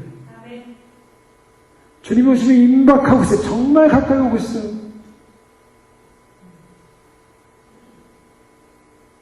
이제 시작하고 있지 않습니까? 이제 시작한다고요.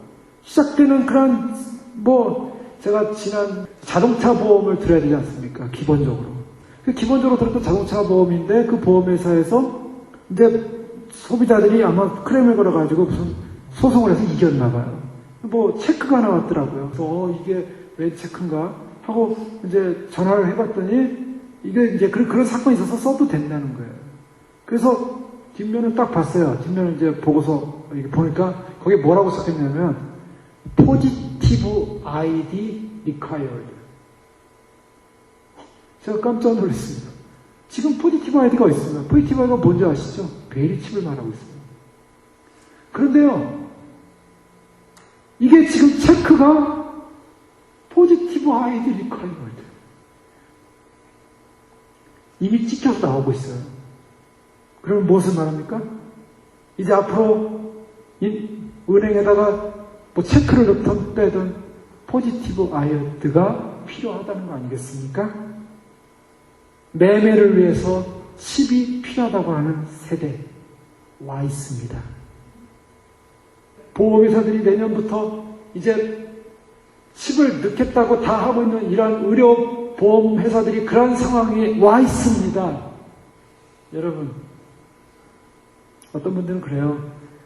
우리가 끝까지 환난을 통과하면서 베리칩을 받지 맙시다. 그런 걸 외치는 분들이 있어요. 이 땅에 살면서요. 앞으로 이 땅의 세대는 육륜유표를 받지 않으면 못 삽니다. 아무도 살 수가 없는 시스템으로 간다는 거예요. 그렇게 만들어가고 있어요, 지금. 그런데, 4년 산을 떠나서 이제 지금 눈앞에 나오고 있어요. 이제는 공공연하게, 이제는 다 이제 드러나고 있어요. 우리가 그동안 알았던 내용들이 드러나는 현실로 와 있어요. 무엇을 말하는지 아세요? 주님이 오신다는 거예요. 아주 가깝게 오신다는 거예요. 그래서 진짜 주님 오시면 준비하는 사람들은요, 지금 긴장하면서 가고 있습니다. 긴장하면서 가고 있어요. 휴거가 일어나고 나면 전 세계 교회와 사람들은 패닉에 빠질 거예요. 자, 데살로니가서 2장에 보면요, 뭐라고 하냐면, 막는 자가 있는데, 막는 자가 지금 막고 있기 때문에 불법의 사람이 아직 활동을 했지만 드러나지 않고 있어요. 근데 막는 자가 떠나게 되면 무슨 사건입니까? 막는 자는 성령님이 떠나게 되면 그 다음에 불법의 사람이 나타난다고 분명히 말하고 있어요. 불법의 사람이 나타나는데 그가 혼자 나타나는 게 아니에요. 거짓, 영, 기적, 기사, 표적을 가지고 나타나요. 이게 휴거 후에 일어날 사건입니다. 휴거 후에 어떤 사건이 나냐면 거짓 영들이 기적, 표적, 기사를 통해서 사람들을 미혹시키는데, 그렇게 미혹시키는 이유는 하나님께서 그들을 구원받지 못하게 하려 합니다. 무슨 말인지 아십니까? 불법의 사람이 나타나기 전에 막는 자이신 성령님이 마지막 교회 시대를 마무리하면서 이방교 시대를 맞으면서 이곳으로 휴거가 일어나면서 성령님이 떠나게 되면 이 땅은 성령의 지배가 아니라 사단의 영으로 사로잡힙니다. 그 가운데 특별히 인침받은 사람 외에는 전부 표받게 되어 있고요. 특별히 인침받은 사람 외에는 순교할 수 없어요. 전부 배도합니다. 그래서 주님이 성령을 따라 우리가 빛의 자녀들은 그날을 도적같이 맞이하지 않는다. 그날이 너희가 도적같이 올 줄 알지 못하. 데살로니가에 동일한 말을 두 번 하고 있어요. 너희가 그날을 도적같이 맞이하지 않느냐, 도적같이 맞이할 줄 모르느냐 라고 하면서 도적같이 맞이할 사람을 얘기하고 있고, 그러나 너희는 빛의 자녀들이기 때문에 그날을 도적같이 맞이하지 않는다라고 말하고 있어요. 이것을 두 가지로 비유하고 있어요. 즉 주님의 날은 도적같이 옵니다. 아무도 몰라요. 그러나 빛의 사람들은 그날을 도적같이 맞이하지 않는다는 거예요. 이게 비밀입니다.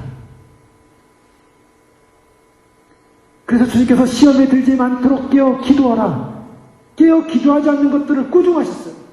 예수님께서 돌아가시 전날 기도하실 때 제자들이 깨어 기도하지 않고 있기 때문에 결국 시험에 들지 않게 깨어 기도하라. 주님께서 우리로 하여금 그날을 소망하며 준비할수록 깨어 기도하며 준비하며, 그래서 깨어 기도하는 사람만이 죄의 문제에 예민할 수 있고 죄의 문제에 죄를 질 수 있는 것입니다. 시편 19편 12절에 보면 자기 허물을 능히 깨달을 자 누구리요? 나를 숨은 허물에서 벗어나게 하소서. 또 주의 종으로 고건죄를 짓지 말게 하사 그 죄가 나를 주장치 못하게 하소서. 그리하시면 내가 정직하여 큰 죄가에서 벗어나겠나이다. 나의 반석이시오 나의 구원자이신 여호와여, 내 입의 말과 마음의 묵상이 주의 앞에 연락되기를 원하나이다. 나를 숨은 허물에서 벗어나게 하소서. 그리고 주 앞에 기도하는 거죠. 나의 묵상이 주 앞에 드려지길 원합니다. 또한 중요한 것은요, 이제 우리가 성령을 따라 행하기 위해서 죄를 우리가 이기기 위해서는 어떻게 해야 됩니까? 내 몸을 쳐 복종해야 합니다. 내 몸을 쳐서 복종하는 의미는 두 가지예요. 그것은 절제라는 의미가 담겨져 있고요, 순종이라는 의미가 담겨져 있습니다. 그러므로 내가 다름질하기를 향방 없는 것 같이 아니하고 싸우기를 허공을 치는 것 같지 아니하여 내가 내 몸을 쳐 복종하게 하면 내가 남에게 전파한 후에 자기가 도리어 버림이 될까 두려워합니다. 사도 바울이 자기의 몸을 쳐서 복종하는 이유가 있었어요. 버림받을까 봐. 죄는 이만큼 무서운 것입니다. 대사도였던 바울조차도 죄의 문제 앞에서는 구원받을 수 없다라는 사실을 알고 있었어요. 바울이면 다 구원받아야 되는 거 아닙니까? 그럼 바울도 주 앞에 서는 그날까지 그런 자기 몸을 쳐서 복종했다고 말하고 있습니다. 그래서 내가 남에게 전파한 후에 자기가 도리어 버림이 될까 두려워합니다. 두려워합니다. 죄의 문제에 걸려서 지옥 가는 수많은 사람을 봤기 때문이에요. 그런데요, 이 죄의 문제를 이기기 위해서는 우리가 성령에 따라 살아야 되는데, 이런 성령의 충만을 받고 성령을 따라 살아야 되는 이런 문제를 위해서 우리가 몇 가지를 우리가 해야 될 일들을 살펴봤습니다.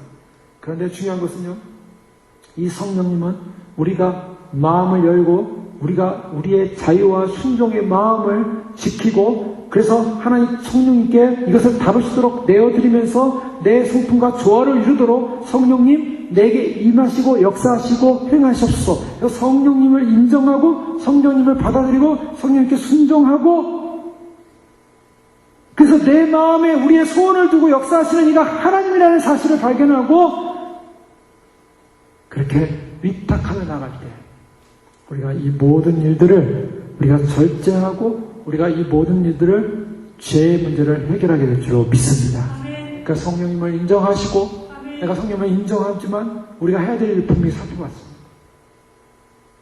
육신의 일 도모하지 말고 우리가 세상을 따라가는 것이 아니라 진정으로 분명히 죽여야 될 죄의 문제를 죽이고 분명히 인정하고 그래서 정말 내 안에 악악은 없는가? 내 안에 주님을 위해서 내가 이것 정도는 어느 정도는 내가 이런 나의 품위와 삶을 위해서 이것 정도는 내가 뭐 청하는 것이 뭐 참 대단한 문제겠습니까? 라고 그렇게 타협해놓은 것은 없는가? 주님은 그것마저도 아니라고 하는데 나의 죄의 본질을 아시고 죄의 가장 깊은 곳에 있는 나의 죄성을 아시고 그것마저도 죽이고 없애라고 포기하라고 말하고 있는데 아직도 나의 정욕이 아직도 나의 욕심이 아직도 나의 욕망이 아직도 나의 것이 아직도 있다면 오늘 이 밤에 성령의 능력으로 악악을 쪼개듯이 주님의 명령에 순종합니다. 말씀 앞에 순종합니다. 육신의 정욕을 제어하고 참으로 그리스도의 보혈의 능력으로 나의 죄를 끊어버립니다. 더 이상 죄가 나를 사로잡을 수 없고 죄의 습관, 죄의 그런 영역에서 나를 자유케 하시고 죄를 관용하는 것이 아니라 죄를 죽이는 죄가 죽도록 미운 그래서 성령 안에서 근심이 우리하고 영적 유익이 되는 것처럼 죄로 말미암아 근심하는 그 근심을 하게 해주시고 죄를 미워하게 해주시고 죄를 향하여 공격하게 해주시고 죄를 떠나서 성령 안에서 승리하게 축복하여 주시옵소서. 죄를 이기는 사람만이 주님을 맞이하게 될 줄로 믿습니다. 함께 기도하겠습니다. 이 시간 기도할 때 그렇습니다. 주님 우리가 이 밤에 참으로 다시 한번 죄의 오심을 소망하면서 주님의 신부로서 주 앞에 설 때 주님 우리의 모습이 점도 없이 흠도 없이 그날에 서라고 말씀하셨습니다. 우리가 거룩하지 않고는 주를 뵐 수 없다고 말하고 있습니다. 우리의 삶은 여기 있습니다. 우리의 소망은 여기 있습니다. 이 땅의 것, 이 땅에 속한 죄성, 이 땅의 것에 묶여있지 않게 하시고 주님 나라 소망하고 하늘을 바라보고 주님 함께하여 자신을 그 소망을 가진 자마다 자기를 깨끗게 한다고 했어. 죄를 우리 안에는 악악을 오늘 이 밤에 쪼갭니다. 악악을 버립니다. 아버지 하나님 우리가 참으로 우리 자신을 남겨놨던 그런 죄의 근성들 하나님 앞에 타협하며 하나님 앞에 하나님을 위한 제물이었다라고 하늘을 하나님을 위한 준비였다라고 포용했던 모든 우리를 위한 모든 죄 포기하게 하시고 버리게 하시고 끊게 하시고 승리케 하여 주셨소. 주여 기도하겠습니다. 주여 주여 주여 할렐루야. 아버지 하나님 이 밤에 저희를 불러주셔서 아버지 하나님 주 앞에 기도하게 하시니 감사합니다. 우리 안에 참으로 주님 죄의 근성들 죄의 본성들 아버지 하나님 참으로 우리가 참으로 끊지 못하고 죽이지 못했던 아버지 하나님 그런 악악과 같은 아버지 하나님 참으로 그런 죄의 근성들이 있습니다. 아버지 하나님 그런 죄의 근성들이 이 밤에 끊어지기를 원합니다. 주 앞에서 참으로 주님 아버지 하나님 주님 오시는 그날까지 우리가 참으로 진정한 회개를 이루어야 되고 진정한 아버지 하나님 주 앞에서 온전한 순종을 이루지 못하였고 아버지 하나님 진정한 아버지 하나님 주 앞에서 아버지 하나님 참으로 끊어지는 모든 죄성들이 아버지 하나님 끊어지 못했던 모든 허물들을 이 시간 아버지 하나님 고백하면서 아버지 하나님 다시 한번 주 앞에 회개하며 주 앞에 달려갑니다. 아버지 하나님 우리를 긍휼히 여겨주시옵소서. 우리를 불쌍히 여주시옵소서. 아버지 하나님 주의 도우심이 필요합니다. 주의 은혜가 필요합니다. 아버지 성령으로 하는 성령의 은혜로 하는 자꾸는 그날의 영광 가운데 설 수 없음을 알고 있습니다. 성령의 충만과 능력을 받은 것이 아버지 하나님 참으로 주님 그날의 주 앞에 설 수 있는 첫 열매로서의 아버지 하나님 양계되는 것을 알고 있습니다. 아버지 하나님 성령의 은혜 가운데 서는 것이 오늘 그날의 소망 가운데 서게 되는 줄 믿습니다. 성령도 우리의 약함을 도우시나니 우리는 마땅히 기도할 걸 알지 못하나 성령이 말하시는 터시를 위해 기도할 때 아버지 하나님 참으로 우리를 부르시는 주님 아들 앞에 하시고 우리에게 모든 것을 주님 앞에 아버지 우리의 죄의 문제 아버지 하나님 죄의 근성의 문제 아버지 하나님 죄의 죄성의 문제 아버지 하나님 주 앞에서 온전히 회개하며 변화되어지며 바뀌며 주여 아버지 하나님 참으로 주님 우리가 저 앞에 설 수 있도록 주여 우리에게 주여 불쌍히 해주시옵소서. 성령의 충만을 받아 성령의 능력으로 받아 아버지 하나님 우리가 믿음으로 반드시 승리하면 할 텐데 그러기 위해서 아버지 하나님 우리가 해야 될 아버지 하나님 죄를 죽일 수 있는 육신의 정욕을 제어하는 육신을 도모하지 않는 아버지 하나님 참으로 주님 그리스도께 온전한 마음을 고정시킬 수 있는 아버지 말씀을 묵상